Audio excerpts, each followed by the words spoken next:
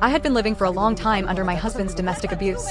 The next morning, he acted as if nothing had happened and tried to win me back with sweet words and empty promises.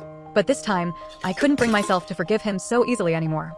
Meanwhile, my mother stood anxiously in the hallway, terrified that one day I would be beaten to death by her son-in-law.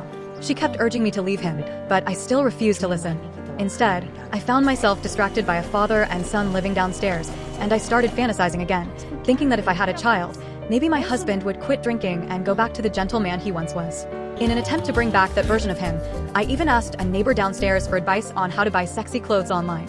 When the package finally arrived, I dressed up carefully and lay nervously in bed, waiting for him to come home. When the doorbell rang, my heart started racing, but when I opened the door, I found the village head standing there instead of my husband. It turned out the developer had come again to discuss demolition plans, and the local officials were asking me to attend a meeting downstairs. My mother became even more worried seeing me dragged into all of this, afraid my abusive husband would find out and hurt me again. But I told her I already had a plan. Soon after, I was completely drawn in by the luxurious redevelopment blueprint shown by the developer, and I started imagining a future life filled with elegance, confidence, and everything I had always dreamed of. But while I was lost in that fantasy, my husband suddenly came home and snapped me back to reality. Luckily, my mother stepped in and managed to calm him down for the moment.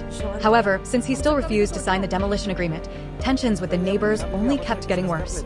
He didn't care at all and dragged me back home. As soon as we got inside, he started insulting my mother nonstop, mocking her for being old but restless, and even hinting at inappropriate relationships with the butcher. His words became harsher and harsher, and I felt completely crushed inside. I used the excuse of making dinner and hid alone in the kitchen. That's when he found a pair of red high heels and immediately exploded again, using them as another excuse to lash out. He even scattered the sunflower seeds I had prepared all over the floor on purpose. At that moment, I felt completely hopeless.